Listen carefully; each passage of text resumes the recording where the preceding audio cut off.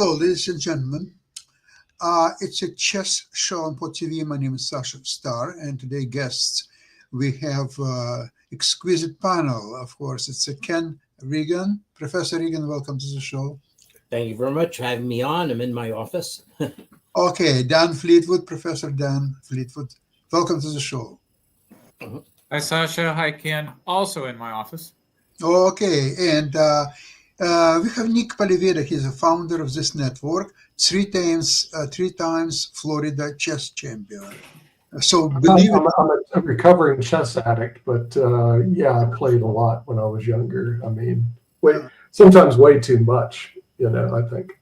But you still can make, even today, you can make probably to one of the sections of Weekend's tournament. The challenger section. Exactly. Yeah, we can say it's now called the Tata Steel tournament, but for years it was the Wimbledon of chess. It may still be, but they have a lot of really good players playing in the tournament, and some surprising results, which I guess Ken's going to be showing a couple of games there, which I'm addicted to watching. So, if we can, we should see some games maybe from the top section, of course, because that's where Gukesh is playing. Quite right. Yes, and basically, we're seeing the emergence of a real star of the next champion. That would be Dharmaraj Gukesh, so he has very quietly stepped out to a strong lead in the tournament. This after holding off, draws against the other highest rated players, and he suddenly has. He suddenly has, I'm going to have to do this tab by tab. He suddenly has a strong lead with only one real close pursuer in the tournament. So I'm going to cover a strong win that he had in round 7. He also had wins in rounds 9 and 10, I think, against some of the lower rated players. That's how he's quietly stepped out to a strong lead. But this is where he's now on +5, which is a great score for any round robin tournament. This is where he stepped out to +3 in round 7 against Pentala Harikrishna, who is one of the more enterprising players out there. Can you see the board now? Yes, look at the board. Yeah, very clear. So what also interests me about this game is this is the textbook execution of a strategy that I dreamed when playing the advanced French more than 40 years ago. So I've always played the classical advanced French. And the Black's two main moves here are Queen B6 and Bishop D7. There's also Knight H6 and Knight GE7. Ken, may I mention something that instead of Knight C6, Black has one very interesting line playing Queen B6. Right away. Queen B6. Whatever White replies, Bishop D7, and then Bishop B5. Try to change White color bishops. Yep. And there's something that I did. So against Queen B6, I play A3 right away. And so if Knight C6, then Knight F3 transpose to what I do. Here you have to go A5 on A3. You play F5 right away. Right. And then there was something. Oh, yeah. If Black plays A5, then this is already a squelch for White. No. Earlier, after A3, Black has to play A5 to prevent B4. So A5. White play A5 in this position. Absolutely. Must move. Yeah, but then I'm a tempo up and over some lines because the point of A3 is to deny the B4 square to some of Black's pieces. So you can play A5, and that is the computer's recommendation. But then I think actually maybe I can also play Bishop D3 and get a better version of the whatever the gambit. Milner-Berry. Yeah. The Milner-Berry gambit, play Bishop D3.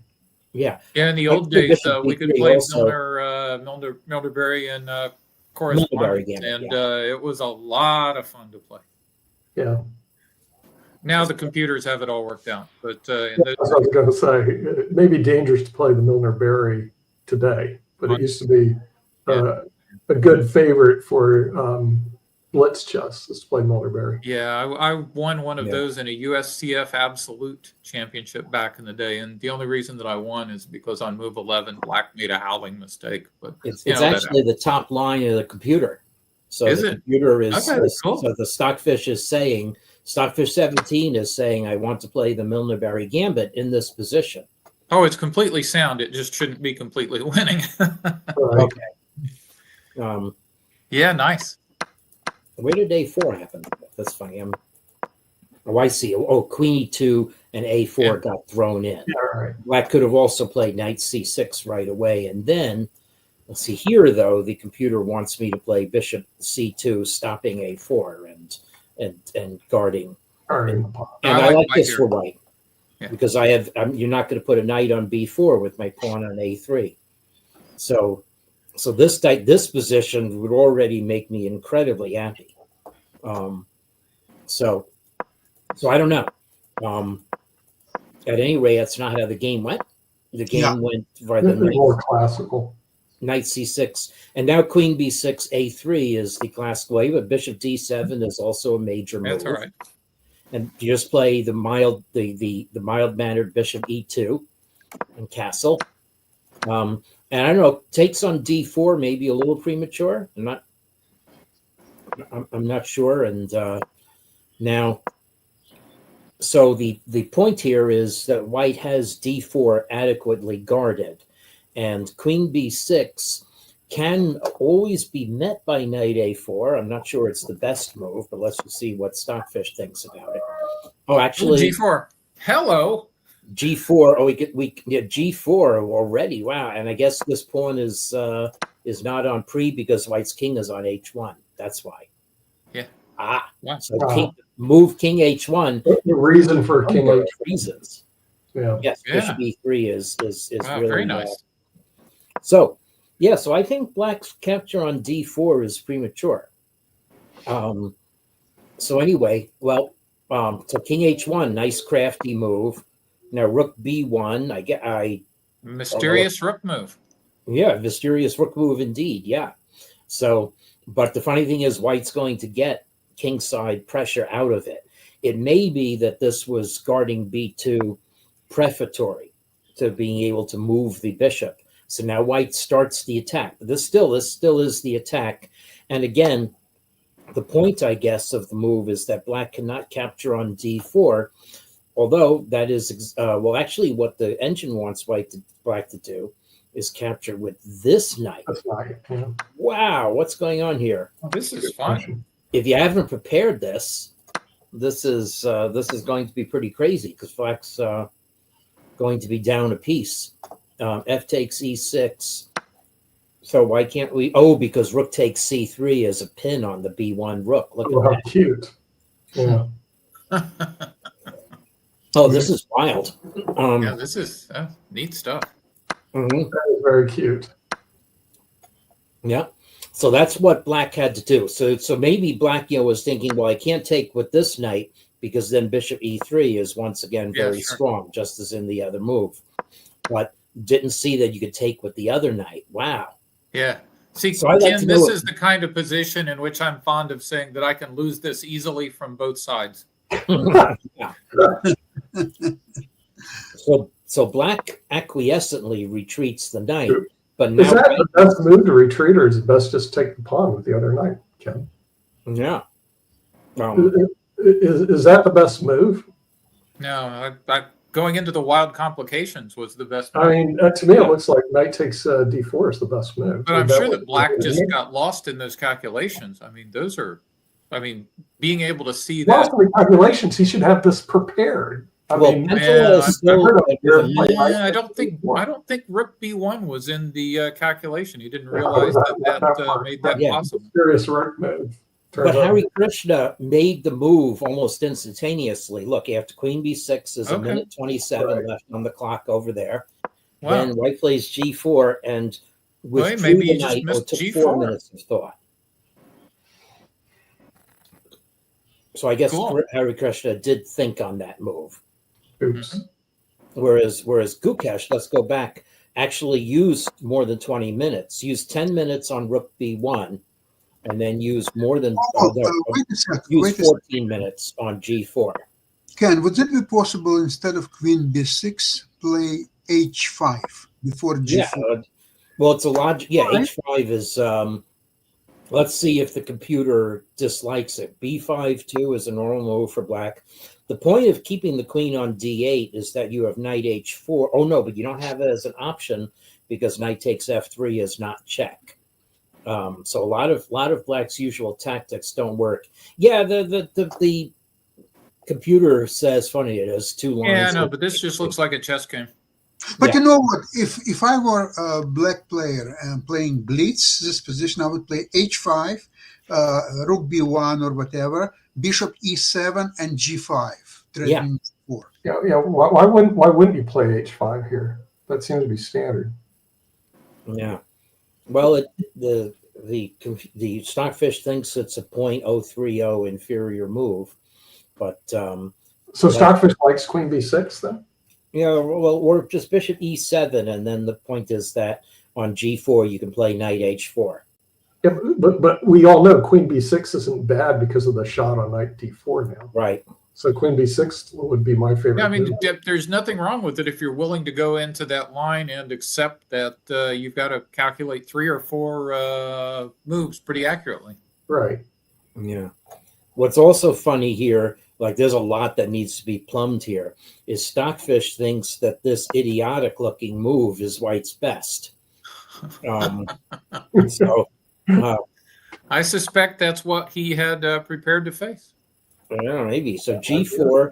Anyway, so Pentala Hare Krishna acquiescently retreated the knight. And then Bishop E3. So this is now Rook B1. The point of that is manifest. Yeah, It is defended. And White has overprotecting the center. Black can't even develop comfortably. You know, it's only 0.40 according to the engine.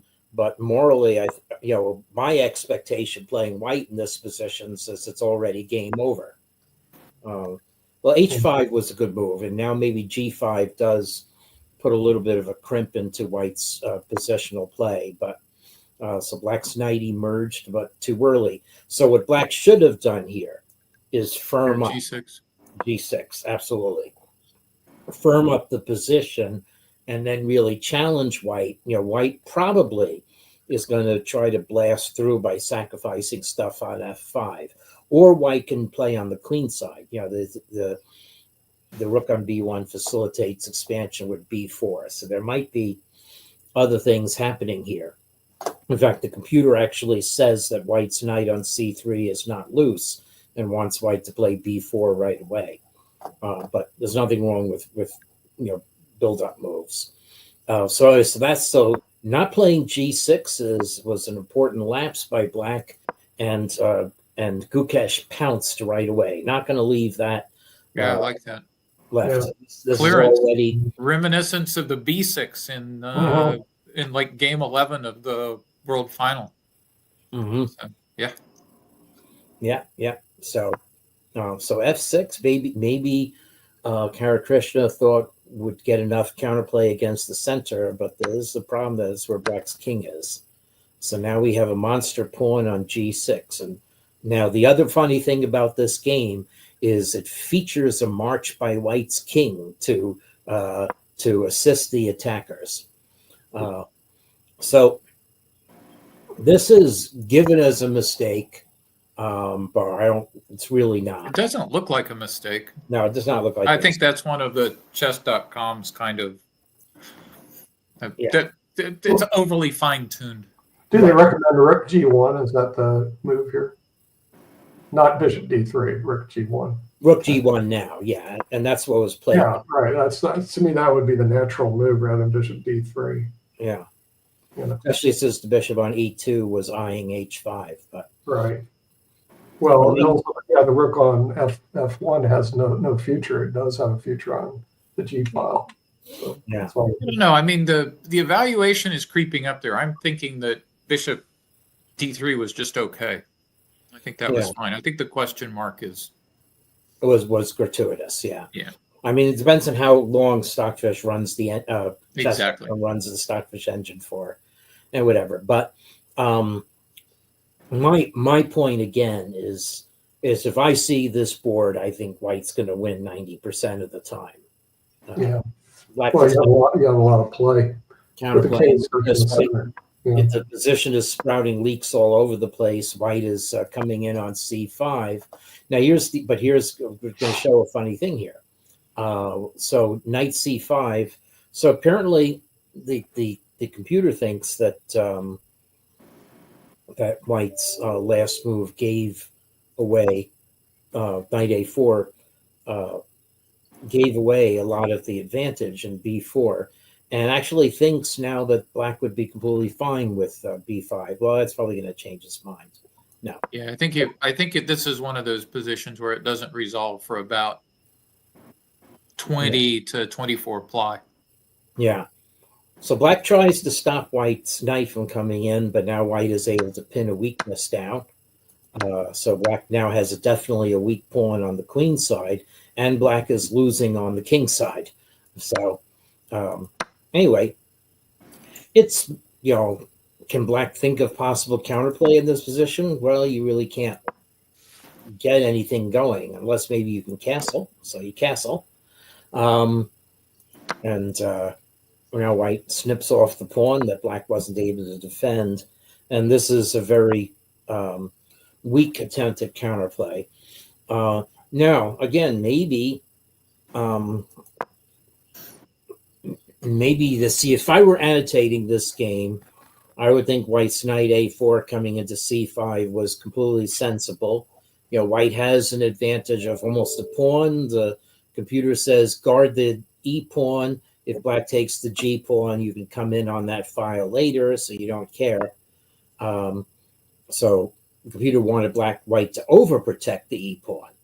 But now the funny thing is the computer says that Black is back in the game here. I'm not sure I believe it. Yeah, maybe with perfect play. Well, yeah. Well, let's see. So rook takes c5 is not perfect play. Instead, computer wants Black to double up on the c file, and Right. that looks completely pointless to me. Maybe it keeps White's knight from entering the game. I don't know. At any rate, Black captured and White's knight enters the game, and now White is back on top. So if you're annotating this without a computer, you could very easily just pass over these moves because they look logical. But anyway, now Black captures the pawn, and this is where White now comes in to punish. So attacking on the king side via the queen side. Boy. Okay, now Black's knight can't move because e6 is going to fall, and e6 falls. Now Black's king. Now here comes the fun part. We capture. We invade. Okay, so now White just needs one more touch of something, and Black's position will collapse. So there we go. So take the D pawn, and now White's king starts its march.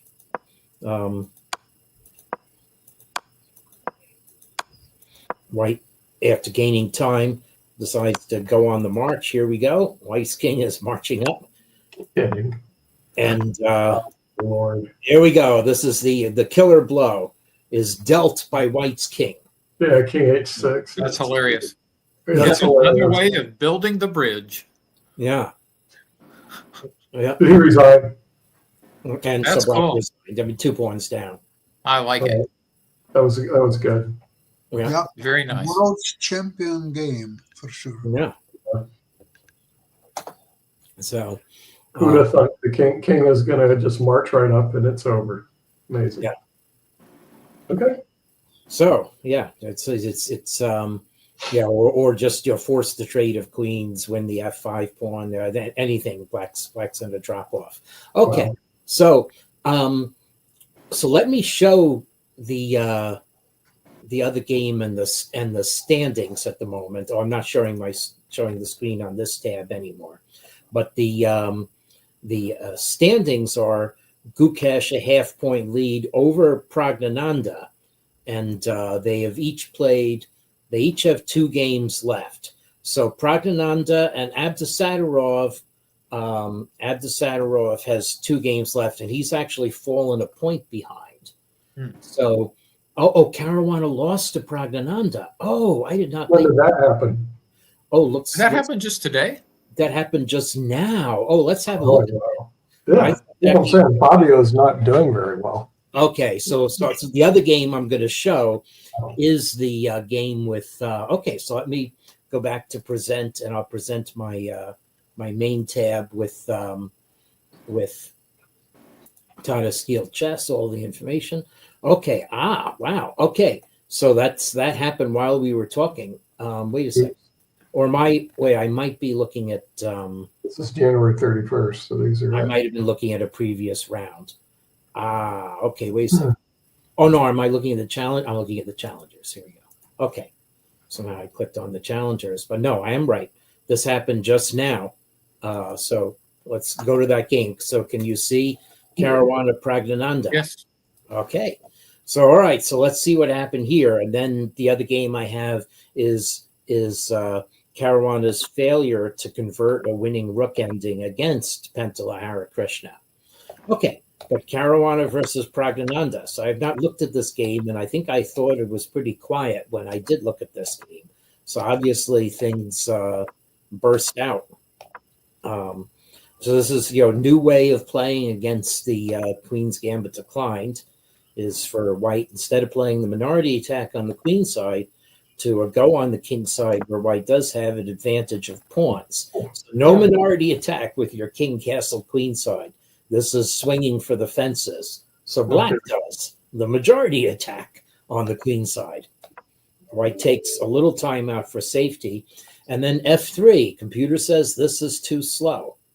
The computer instead wants White to advance E4 right away. Wing attack met by action in the center. So Black solidifies. Now E4 is fine, but White captures first and goes E4. Okay, well, there's still nothing wrong with this for White. I would have been very tempted to play E5. Maybe I'm not so much on strategic chess here, but I would certainly have gone E5 at a moment's thought here. But the computer thinks that it's bad. I guess the computer just thinks that it's positionally bad. Wow. It's maybe why I'm not a grandmaster. Okay, so White plays A3 to stop Black from playing the A3 move himself, but now Pragnananda. That kind of a sacrifice is really hard to meet practically. Yeah, I think so. I mean, White is supposed to be okay after B3, but this is another one of those positions where one slip and White's done. Right. Yeah, and they don't put up the A file every day. I mean, you can expect this. Yeah. And after all, the game I showed a week ago against Miao Yi Lu, Black sacrificed a rook to get these kinds of moves in. Here it's just a pawn. Okay, well, we regain the pawn. Well, it's now it's saying White is doing well here again, though. So, White's going to do well until he gets mated. Yes, so Bishop D7, Bishop C4 is still doing well. Is this where I saw the game? Maybe here. Let's see, Rook E7. No, it's Knight D5, Rook B7. Okay, well, Black's lined up. White's solid. What could go wrong? Let's see, Rook F5, Rook C8. I'm guessing what's going to go wrong is time pressure. Yes, that's true. The players are down under 10 minutes, and it's move 29. Okay, well, logical moves. Okay, but now White's the advantage. The computer says White has evaporated. Yeah, but look at the moves that the computer wants White to play to keep the game even. Basically, it's just shuffle pieces. That's not encouraging. Right, it's not. And this is, a nice defensive looking shuffle move, but doubling on the B file would have been work for black. This is good too. What about bishop a6 instead of rook c2? Is it possible? Instead of rook f2, let's see, bishop a6. What goes wrong here? Rook c2 check. Let's see. Oh, knight. That's That's a Oh, shot. that's painful. Oh, I see. White's That- going to get mated on b2 after. Infernal tactics. Yeah. So that's what's keeping White's bishop out of a6 the whole time. And now knight c5 played. Now queen a3, and there's your slip. Yeah, here we go. So you had to play queen e3. So instead queen e2 has to be the move. Even though queen, see. Oh, isn't that strange? Is hanging b3. Wow. I So- would have never thought of that. Yeah, I would never have thought of that either. What on earth? Why can't I just Why take can't- this pawn? I can take and take. Oh, you got rooks on c8. That's why. Okay. Okay. yeah. Oh, you 97 check, in fact. Okay. So, all right. So the B pawn is not hanging right away, but of course, White's down to a minute and a half before making. Right. That's the problem. So in time pressure, you want to make sure everything's double guarded. But now knight takes b3 works, and the reason it works is that black is going to be able to crash through on b2 check. So if bishop takes Mhm. b3, then rook takes c2, and this is curtains. Goodbye. Well, it's actually beautiful. You know what comes next? All right. Check. Yeah. Rook a2 check, Yeah, that's me. queen b2, a double rook sack. Yeah, That's We're not quite, lovely. that hurts. but Wow. So this is now this was one shot that loses the game in time pressure for White. So now let's see. So once again, bishop takes b3 is ruled out because after the capture is the capture on b1, the b2 square is still yawning for black's queen. So bishop d3, but you can't fault White's play at this point. Knight Yeah, I mean, c5, is that it's the a only little move to keep over black's now. advantage? No, but it is the only move that is absolutely winning. Yeah, so the phantom weakness was on b3 and the real weakness was on b2. Yeah. So White gave up. Wow. Wow. Impressive. The But- 2,800 players aren't doing very well in this tournament. I guess it's a hard day to be 2,800. Yes, that's right. Eric Gaisi is, of course, has fallen down quite a bit. Right. He's gone way down. Remember what Tarash said? It's not enough to be a strong player. You also have to play well. You have to play. Yeah, True. you have to play strong. And Well, and I think some of the other folks are benefiting from being And I able think that- to have, for one reason or another, Prague and some of the others who aren't rated as high have just had a lot more international experience in those top events than Aragaisi. Yeah, I agree. Yeah, showing. And if I have time, I'll just show the end game because this end game will be talked about. It's already being talked about online Oh, I think I saw this one. Yeah. of Hari Krishna versus Fabiano Caruana. So again, tell you on the board. So I've done the position after turn 40 by here we go. It's White Black is just captured, and now we are in a rook end game. Pawns are even, but Black has what the computer judges to be a pawn advantage because Black is able to make a pass pawn. And in some sense, White's weaknesses are more attackable. The pawn on g2, now moving to g4, than any of Black's pawns are not really attackable, unless White can get a rook to the 7th rank. So here we go, making a pass pawn, and there's a very subtle point here. So what's going to go on is maybe Black will promote the B pawn and win White's rook. And then the question is, can White get a pass pawn on the king side in time before Black's king comes back? Right. The other thing that can happen is that Black can use the B pawn as a decoy in order to win white's pawns. That's what actually happens in the game. So the computer says white can hold the balance, relatively speaking, by playing king e2 or maybe king f2. But the move white actually played is very natural to keep white's king in range of the pawn. Okay. And here's the interesting point. The interesting point is that white's counterplay involves the f5 move, and especially the prospect of white's rook entering the game behind that pawn. So the correct way for black to play was to play rook f3, and this wins a pawn right away. So instead, Caruana played the rook here, to attacking white's weak pawn and trying to force this weakness. And then I guess thought that rook f3 would be on the cards. But what did Caruana miss? Because this is, so rook f3, the problem is now you've allowed white's rook to enter the game behind this pawn. So you gave white an important extra tempo. So anyway, white played b3 to tie white's rook down. And now this is where white could have probably equalized the game by playing rook f1.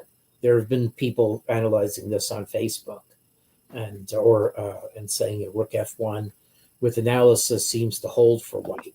So instead, white played rook h1, and now this was the last chance to play the rook f3 move. Yeah. Okay. Or king c4 first and then rook f3. I Yep. guess there must be a tactical reason why after king c4 white can't play rook h7. Oh, you just rook g1 and you're going to queen the pawn. Yeah. Okay. So anyway, so Caruana did play king c4. White played rook h8, and then rook g1 was the wrong idea. So the right idea, the only winning move in this position is rook f3. Right. And then we do get a position. We get this position here. And this is what's so hard. White is going to win the b pawn, but black will be able to cut white's king off. Okay. And so let's see. White can't take with the rook because then rook f2 checks. So white has to do this with the king, and that's lost a key tempo. And let's see. So how does black cut white off? Actually, rook f2. You have to. Black's rook has to keep contact with the f pawn so that black's king can come over and take care of the g pawn. So that was the correct way. But as we see even in this line, it's really very tricky. So Caruana played rook g1 instead, threatening at b2 to queen the pawn. But now, after repetition of moves, this doesn't work for black anymore. So this and now I guess Caruana thought king takes f4, but then rook d7, and black cannot really afford the loss of that one pawn. And it's really, a very quick judgment whether you can cut white's king off by enough files from a position where black's e pawn is the only pawn left. So if we continue this line, rook d7, rook takes d5, king takes b3. Okay, this also requires a lot of judgment as to whether black can cut white's king off or not. But it appears to be that black simply cannot cut white's king off. White's king is going to enter c2 to d1, and we'll get a standard drawn position. Is it possible to play rook f5 here? Yeah, let's see. Rook f5, then rook h7. And now let's see. So I want to play my rook to d4 or play my rook to the d file. Or maybe rook f8. Yeah, rook f8, sure. Now king c2, rook d8. So this is the question. Is black advanced far enough in order to win this? And the computer's saying no, but oddly enough, two very different moves, rook h1 and king c3, are given as the only moves to draw.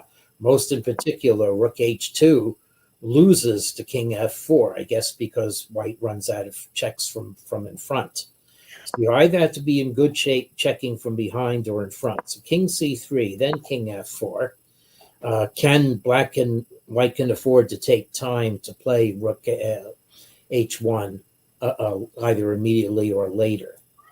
So this is the point that when the pawn is only on its own fourth rank, the rook on the first rank has enough distance to check and drive black's king behind the pawn.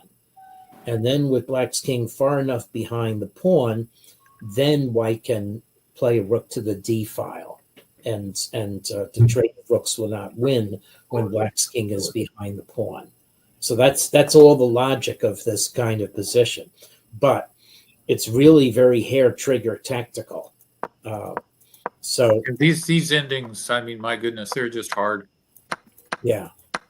So in any event, the way it actually played out was rook g4, and then so now we've preserved the possibility of going 2 pawns ahead, but the tactics just don't work for black in this position.